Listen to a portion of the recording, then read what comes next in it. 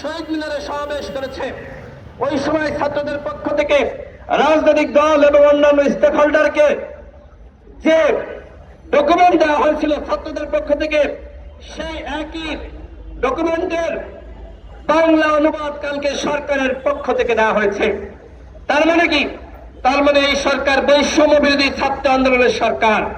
এখন কিন্তু বন্ধুদের মাথায় রাখতে হবে, সাধারণ শিক্ষার্থীরা এখন আর বৈষম্য বিরোধী ছাত্র আন্দোলনকে নিজেদের প্ল্যাটফর্ম হিসেবে দাবি করতে পারছে না। আজকে এই প্ল্যাটফর্মটিকে রাজনীতিকরণ করা হয়েছে এবং দখল করা হয়েছে। ছাত্র অধিকার পরিষদ, ছাত্রদল, ছাত্র শিবিরের অসংখ্য নেতাকর্মীরা এই প্ল্যাটফর্ম থেকে আন্দোলন করেছে, কিন্তু আজকে দেখেন জেলায় জেলায় কমিটি দেওয়া হচ্ছে। সেই কমিটিতে তাদের যারা মনোনীত, যারা তাদেরকে মানবে নেতা হিসেবে, তাদেরকে এই কমিটিতে রাখা হচ্ছে। তাহলে ওই সময় আপনারা বলতে পারতেন যে আমাদের সাথে যারা রাজনীতি করবে তারা ছাড়া আমাদের সাথে কেউ আন্দোলন করতে পারবে না। তাহলে আমরা দেখতাম যে তোমরা এই কতিপয় ছাত্ররা কিভাবে সরকারের পতন ঘটাতে। আজকে যখন সরকারের পতন নিশ্চিত হয়েছে, এই আন্দোলনে প্রত্যেকটা রাজনৈতিক দল ভূমিকা রেখেছে, এমনকি সাংবাদিকরাও ভূমিকা রেখেছে।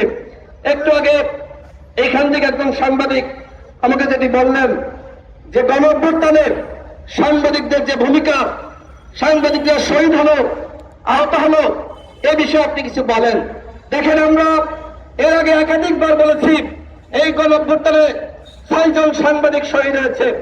এই গণঅভ্যুত্থানে অসংখ্য সাংবাদিক তারা আহত হয়েছে, কিন্তু এখনো পর্যন্ত সেই সাংবাদিকদের যে ক্ষতিপূরণ দেওয়া, তাদের সুচিকিৎসার ব্যবস্থা করা, সেটি কিন্তু করা হয়নি।